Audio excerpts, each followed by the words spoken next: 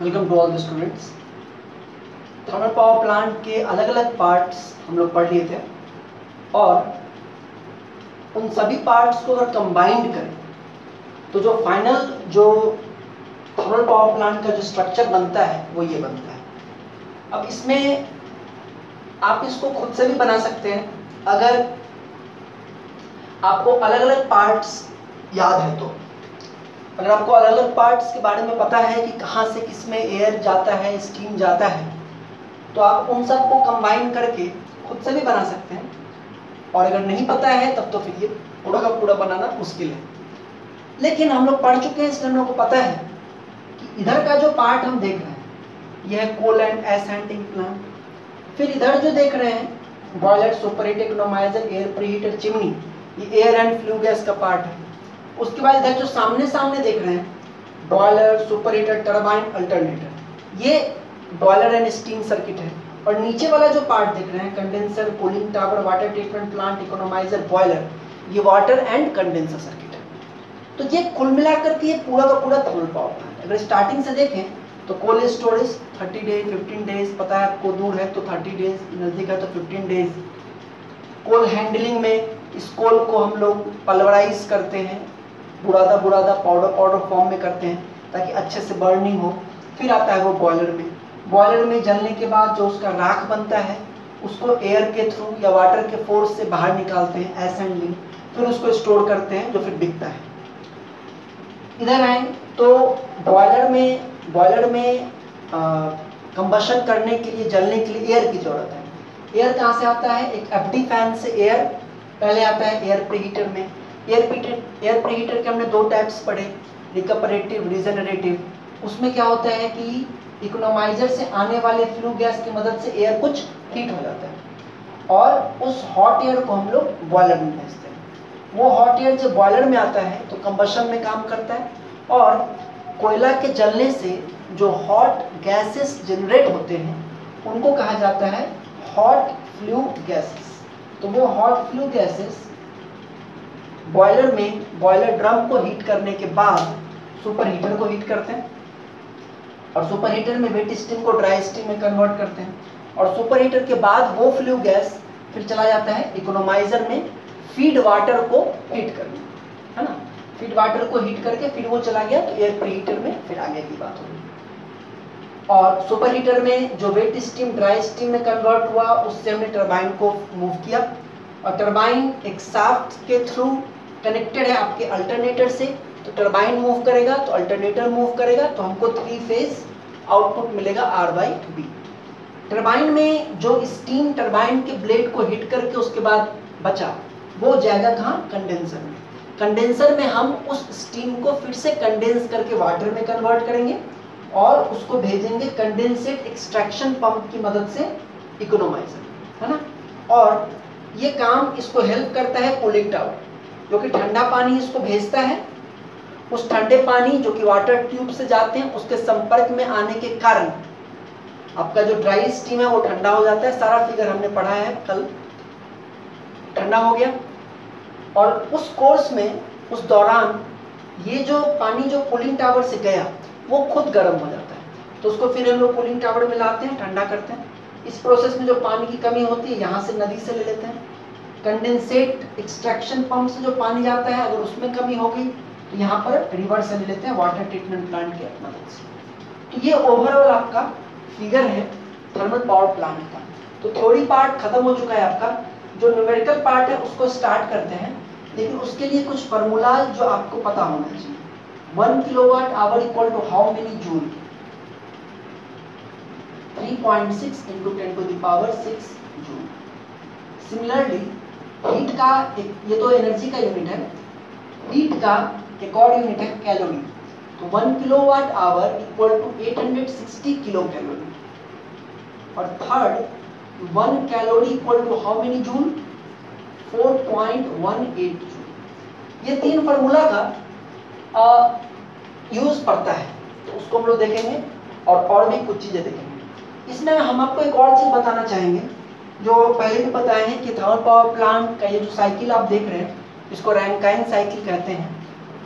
और Rankine cycle की efficiency बहुत कम होती है। है ना।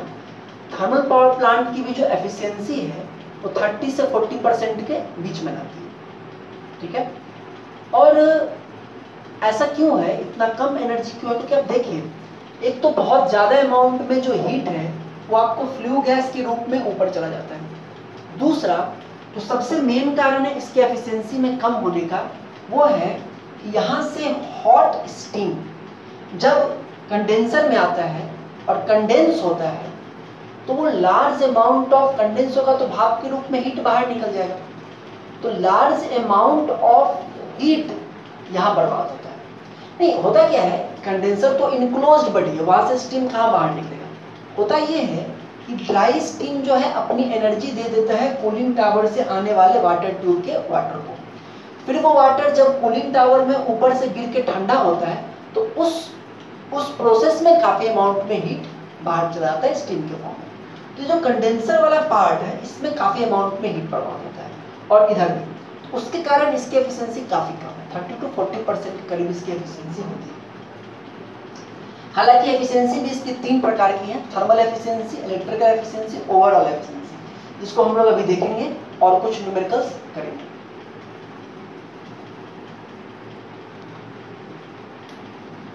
ये 3 तरह की एनर्जी डिफाइंड है थर्मल पावर प्लांट के लिए। तो सबसे पहला है वो है थर्मल एफिशिएंसी। थर्मल एफिशिएंसी का मतलब ये हुआ कि जितना हमने कोल को जला करके एनर्जी जनरेट किया उसका कितना परसेंटेज मैकेनिकल एनर्जी के रूप में मिला, है ना।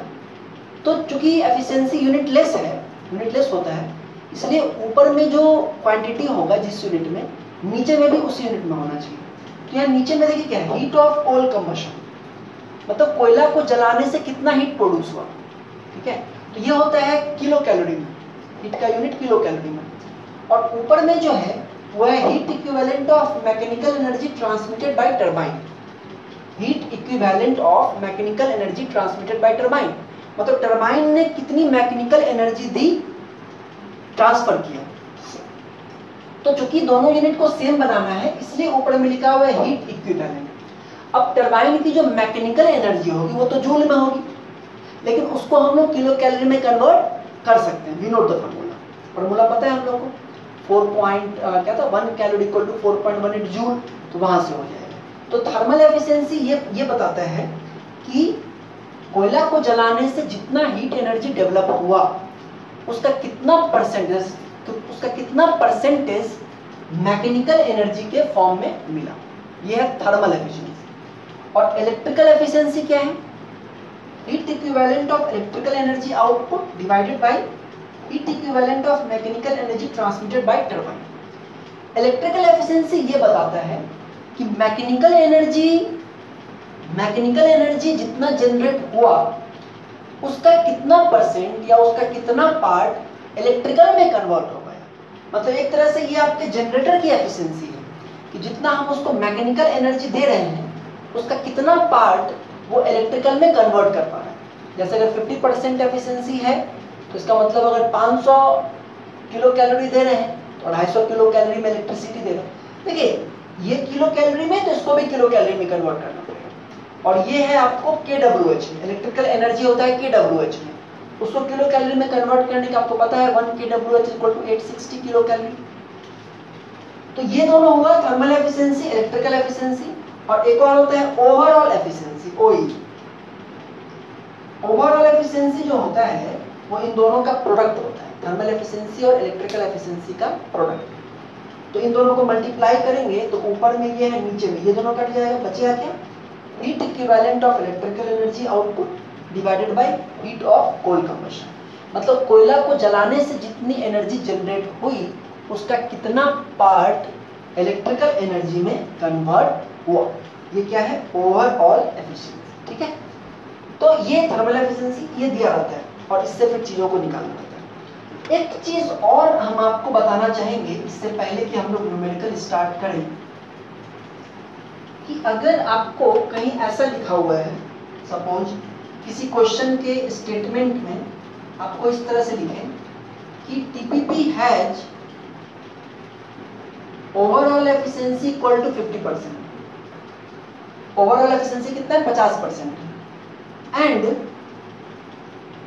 0.5 kg of coal is burnt per kWh generated. इसका मतलब समझिए क्या है, ये स्टेटमेंट बड़ा इंपॉर्टेंट है। ये कह रहा है कि अगर थर्मल पावर प्लांट की ओवरऑल एफिशिएंसी कितनी है 50% और 0.5 kg of coal is burn per kilowatt hour generated, मतलब 1 किलोवाट आवर जनरेट करने में 0.5 kg ऑफ कोल लगता है और थर्मल पावर प्लांट की एफिशिएंसी 50%। अब समझिए इसका मतलब ये है कि जब हम 0.5 kg ऑफ कोयला को जलाएंगे, है ना, उससे कुछ हीट प्रोड्यूस होगा, हीट ऑफ कोल कंबशन, और जितना हीट प्रोड्यूस होगा उसका 50% ही 1 किलोवाट आवर बन पाएगा। क्यों? क्योंकि ओवरऑल एफिशिएंसी कितनी है 50%। ओवरऑल एफिशिएंसी 50% है और कह रहा है कि 0.5 ये मतलब आधा किलो कोयला को जलाने से 1 यूनिट बिजली मिलती है। इसका मतलब है कि आधा किलो कोयला जब जलाएंगे उससे जो हीट प्रोड्यूस होगा, अभी हीट कैसे निकलेगा देखिए, हीट ऑफ कोल कंबशन, ये भी बड़ा इंपॉर्टेंट फॉर्मूला है, हीट ऑफ कोल कंबशन कितना हीट कितना प्रोड्यूस होगा, तो ये होता है kg of coal into calorific value या स्पेसिफिक हीट जिसको कहते हैं कैलोरीफिक वैल्यू। कैलोरीफिक वैल्यू का यूनिट क्या होता है, किलो कैलोरी पर केजी। आप सुने होंगे पेट्रोलियम का हाई होता है, केरोसिन का कम होता है ना। कैलोरीफिक वैल्यू का मतलब ये है कि पर किलो कैलोरी पर केजी, मतलब अगर 1 केजी जलाएंगे तो कितनी एनर्जी जनरेट होगी। अगर calorific value 1000 kilo calorie per KG है तो इसका मतलब है कि 1 केजी जलाने से 1000 किलो कैलोरी ऊर्जा निकलेगी, हीट एनर्जी, ठीक है। और उसको जब हम लोग केजी से मल्टीप्लाई कर देंगे तो टोटल किलो कैलोरी में मिल जाएगा हीट। तो वही हम कर रहे हैं कि अगर 0.5 केजी को जलाएंगे तो कितना हीट जनरेट होगा, ये तो उसके कैलोरीफिक वैल्यू से पता चल जाएगा, मल्टीप्लाई कर देंगे कैलोरीफिक वैल्यू मिल जाएगी। अब उसका जो 50% होगा, क्योंकि ओवरऑल एफिशिएंसी कितनी है 50%, उसका जो 50% होगा वो बराबर होगा किसके, 1 किलोवाट आवर के या 860 किलो कैलोरी के, कि 1 kilowatt hour equal to 860 kilo calorie, ठीक है। तो इस कुछ कंसेप्ट्स को ध्यान में रख करके हम लोग अब न्यूमेरिकल्स करेंगे थर्मल पावर प्लांट का। आप के सिलेबस में न्यूमेरिकल तो नहीं दिया है, लेकिन न्यूमेरिकल पूछता था पहले, इधर 1-2 साल से नहीं पूछा है, लेकिन न्यूमेरिकल पूछता था और बहुत हार्ड नहीं, बहुत सिंपल न्यूमेरिकल पूछते थे, इसलिए जान लीजिए, जानना जरूरी है एक कंपटीशन पॉइंट ऑफ व्यू से भी।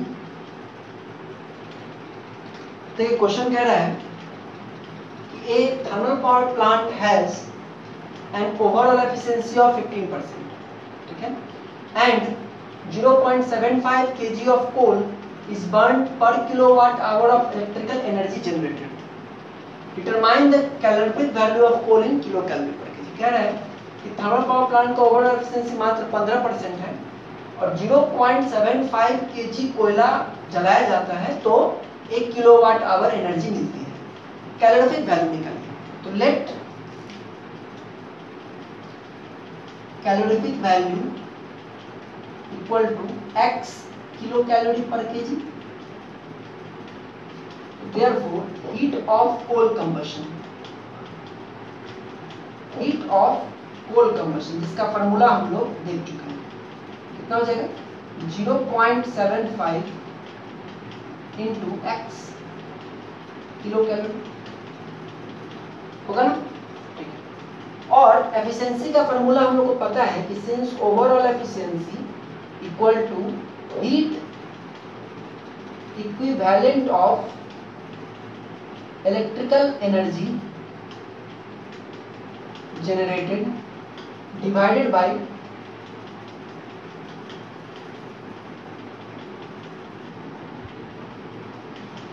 heat equivalent of electrical energy generated divided by heat of coal combustion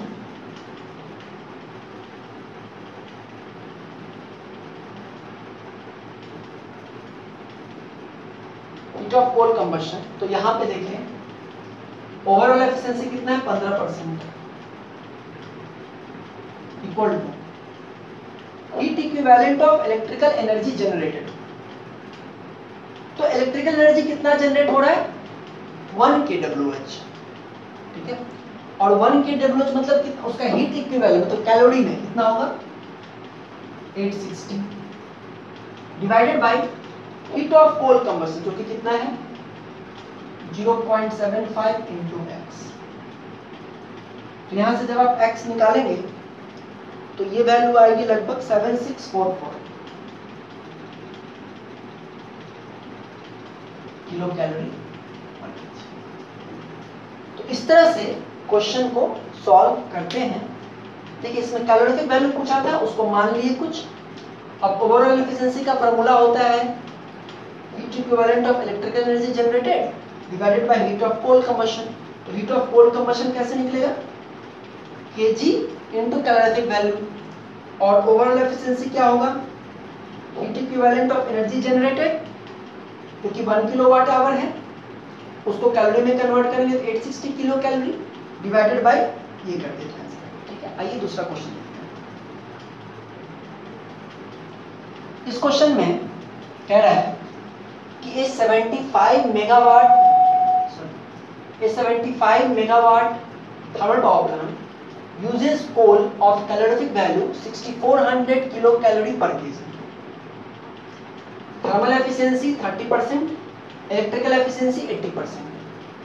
calculate coal consumption per hour when station is delivering full output. बिल्कुल प्रैक्टिकल क्वेश्चन है जो थर्मल पावर प्लांट में होता है और आपको कैलकुलेट करना पड़ सकता है। मतलब मान लीजिए आप जिस थर्मल पावर प्लांट में हैं एनटीपीसी में आप इंजीनियर हैं और वहाँ पे उस प्लांट की कैपेसिटी 75 मेगावाट है और आपको ये बताया गया कि भाई देखो हमारे यहाँ जो कोयला है उसकी कैलोरीफिक वैल्यू है 6400 किलो कैलोरी पर केजी और प्लांट का जो थर्मल एफिशिएंसी है वो 30% है, इलेक्ट्रिकल एफिशिएंसी है 80% है। आप ये बताइए कि अगर हम चाहते हैं कि प्लांट प्रति घंटे 75 मेगावाट पावर दे तो प्रति घंटे कितना कोल का खपत होगा, कितने कोल की जरूरत पड़ेगी पर आवर बताओ, ठीक है। सब कुछ वैसा ही है, कुछ चेंज नहीं है। आपसे पिछले क्वेश्चन में कैलोरीफिक वैल्यू पूछा था, इस क्वेश्चन में कोयला का केजी पूछ रहे हैं। तो लेट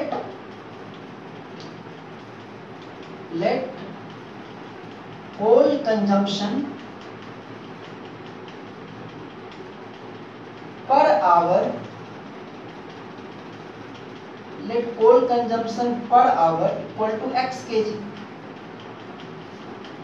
तो heat of coal combustion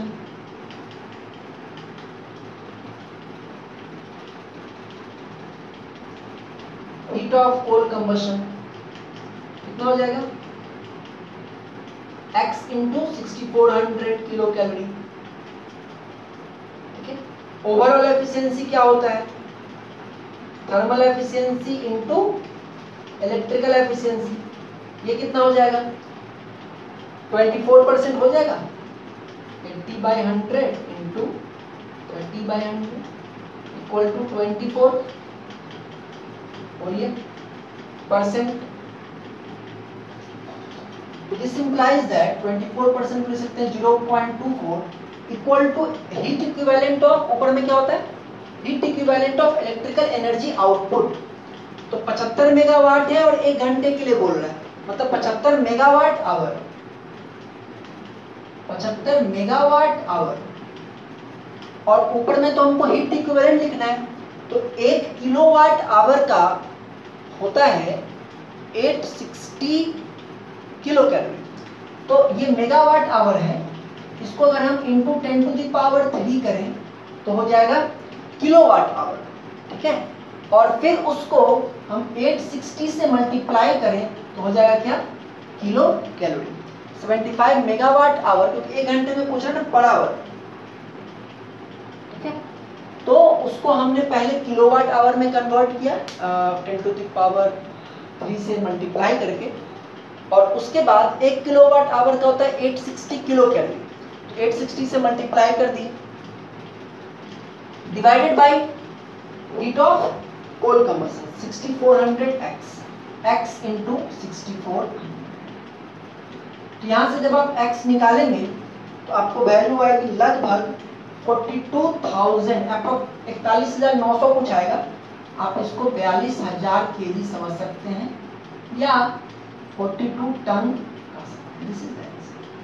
यानी कि 75 मेगावाट के प्लांट को, अगर प्लांट को प्रत्येक और 75 मेगावाट ही देना है तो उसको प्रति घंटे कितना कोयला चाहिए, देख लो 42 टन कोयला चाहिए, 42,000 किलो एक दिन में, एक साल में। सोच लीजिए कितना कोयला हर दिन हम लोग खपत करते हैं इस इलेक्ट्रिसिटी को पाने के लिए।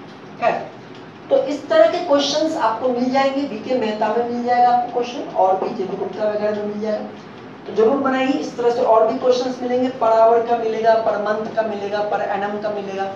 उसमें कुछ क्वेश्चंस आपको लोड फैक्टर, डाइवर्सिटी फैक्टर सबसे भी रिलेटेड होगा, तो वो अभी नहीं पढ़े, तो वो जब पढ़ लेंगे उसके बाद आप उसको बना सकते हैं, ठीक है। इसके अलावा कुछ क्वेश्चंस नोट्स में भी गया हुआ है, तो उनको भी बना करके देखिए, नहीं बने हमसे पूछिए, ठीक है। तो इस तरह से न्यूमेरिकल पार्ट आपका टीपीपी का खत्म हुआ। अगले क्लास से हम लोग स्टार्ट करेंगे न्यूक्लियर पावर प्लांट, और उसके बाद एचपी, ठीक है। Thank you.